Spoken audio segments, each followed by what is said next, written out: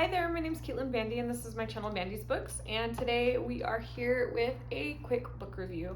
So it's March and we all know what March means, middle grade March. I don't read a whole ton of kids books throughout the year. I'm the baby in my family, so I don't really get exposed to a whole lot of children's literature. But at this time of year, I always try to participate in middle grade March, pick out at least a couple middle grade books that I've been eyeballing a little bit. So this year I picked out 3 that have been on my list for a while, and so I've finished my first one and I decided that we should do a review of it.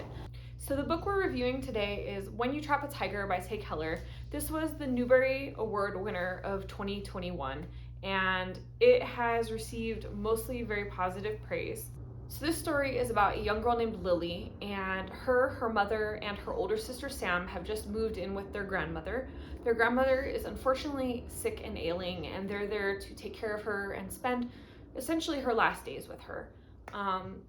While Lily is living there, she is being visited by a magical tiger, and she doesn't really know what's going on, and she confides in her grandmother, her halmoni, about this tiger. And what follows is a exploration of stories and family history and relationships.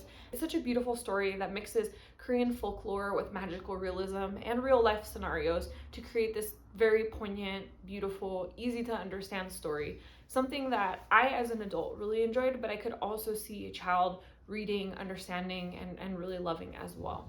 So just like we do with our reviews of adult books, we're going to break this down a little bit. We're going to talk about the goods and potentially some critiques. One thing that I wanted to mention is that throughout the book, the grandmother is referred to as halmoni.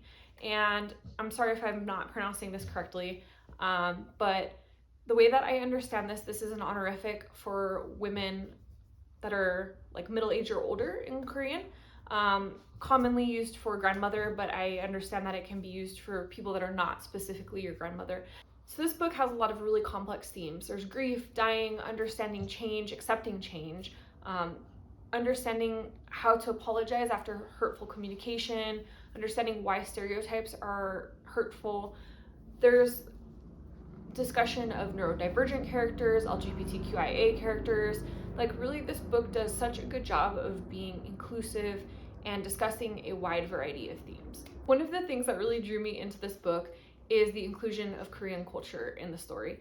I was drawn in by the folklore element. I love folklore, from many different cultures. I find that such an interesting thing to read.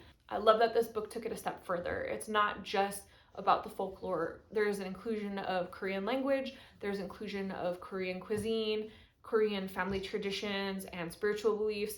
It really added lots of layers of cultural elements that really kind of gave you a fuller picture than just the initial bit of folklore. One of the other things that I really enjoyed in this book was Ricky. Ricky is a supporting character, and he's basically the first person that befriends Lily after she moves to this town. As the story progresses, we come to realize that Ricky may be dyslexic or possibly neurodivergent. It doesn't stop him from having friends and a social life and a positive impact on his community, and I just love that portrayal. I get so frustrated with books like The Maid, where you have somebody that is neurodivergent but put in a role where you're basically watching them humiliated throughout the book. And so I loved that this was such a positive representation of a neurodivergent character. His ability to see things from different perspectives and think outside of the box is a benefit to Lily in her plans throughout the story. That was a really nice portrayal. I also love that there are LGBTQIA characters in this story, and that, again, this is something that is acknowledged, but it isn't the focal point of the story. It isn't a big thing. It's just kind of acknowledged a normal part of the world, and then everybody moves forward with it. The thing that I think was possibly the strongest, in my opinion, was the portrayal of grief, specifically the 5 stages of grief. So Lily's grandmother is dying. That's not a spoiler. It's something we learn pretty early in the story. And Lily is young and she's dealing with very complex feelings, and we see her clearly going through 5 stages of grief, and it's obviously not communicated that way in this book designed for a child, but we're literally seeing a physical representation of it. We see her going through denial and anger and bargaining and all of these classic signs, and I just thought that was portrayed so well in a way that I think would be very relatable to children. I think it was relatable as an adult, but I think that like a little kid that had been through something traumatic would definitely be able to see themselves in it. Another thing that I thought was really well done in this story, throughout this story, is showing the power of our words and why it's important to fix hurtful communication. There are a couple points where characters say mean things to Lily, where Lily out of frustration says mean things to other characters, and we see the repercussions of that on Lily's end because she's our POV character, but we also see like the benefit of apologizing. We see multiple times where characters apologize for the hurtful things that they've said, and the thing that's so nice is like we see this visible relief both when an apology is received and when an apology is given, and I think that's modeling really good behavior for children.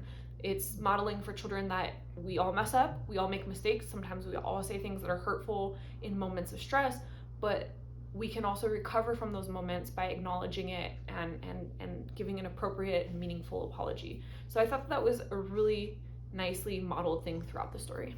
Something else that I thought was really a good note within the story, and I haven't seen a whole lot of mention of it within the reviews and things that I've looked at, is stereotyping. So Lily, at the beginning of the story, describes herself as being borderline invisible. She says she can make herself disappear. That's like her superpower.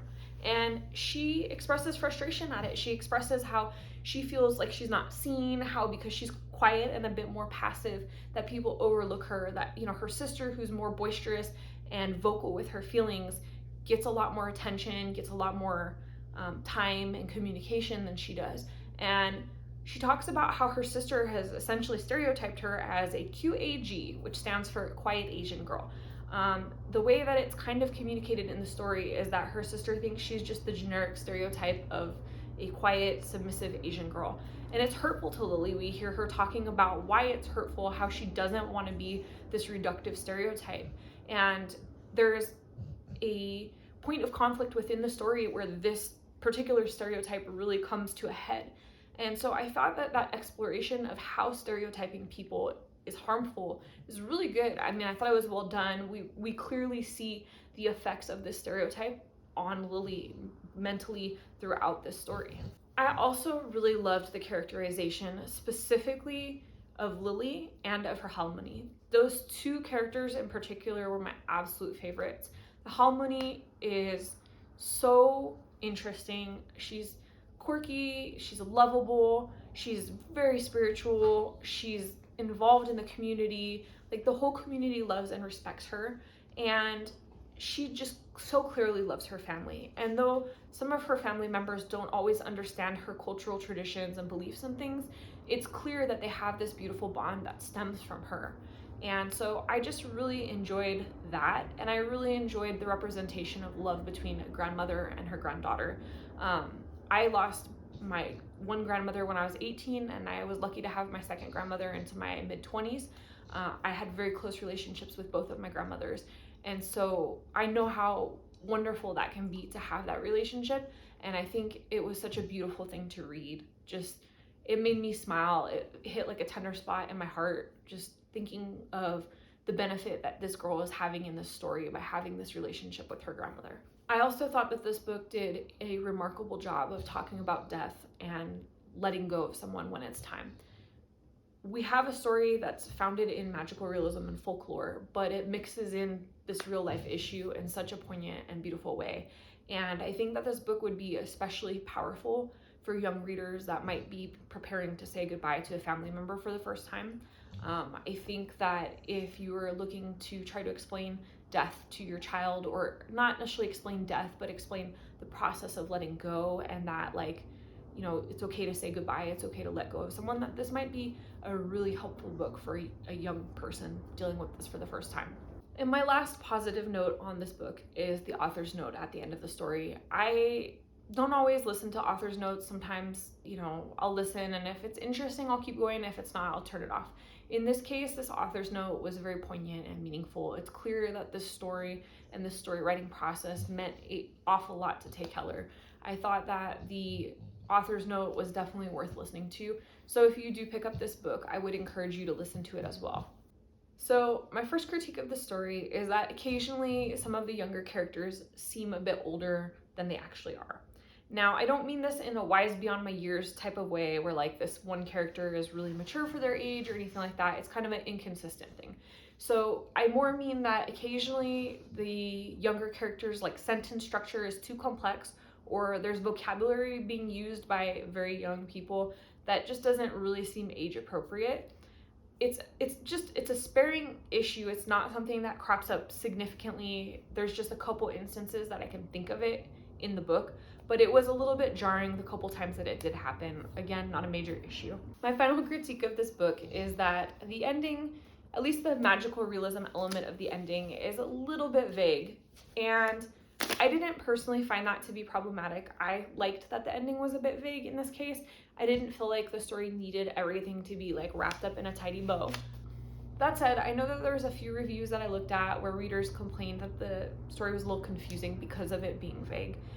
So I personally took it as the ending is open to interpretation, and I kind of liked that. I like that the story kind of allows you to decide the final element of that magical realism, but I can understand how it might be confusing for some people when you've gone through this like whole folkloric story and then it doesn't necessarily give you a concrete solution. I didn't find it an issue. I think it was a great book, and I think that the ending made sense. This was a super enjoyable middle grade read. I'm so glad that I picked it up. This was after reading a lot of really complex and deep books last month, things that were very dark and emotional. I really enjoyed having a break. I know that this is a book I know that that sounds funny because this is a book about someone dying and people coming to terms with grief, but it was also written in a joyful and beautiful way, and the ability to escape in the magical realism kind of helped make it feel a little less severe and intense. I definitely recommend this book, and I actually would recommend it to adults as well as to children. I could easily see this being a book that a parent would really enjoy reading with their child, but I also see it as a book that I, as a 30-something-year-old, picked up and read and enjoyed without any children in sight. So I guess what I'm learning from this is that middle grade books are great to pick up from time to time, and this was a great first foray into my TBR for middle grade March this week. So if you like this video, hit the thumbs up and comment down below. Let me know if you read middle grade books, and if you do, what's your favorite middle grade book? And if you're not already subscribed to this channel, you know what to do. Hit the subscribe button down below, as well as that notification bell, so that way you never miss a video and we can see each other again soon. Thanks so much for joining. Bye.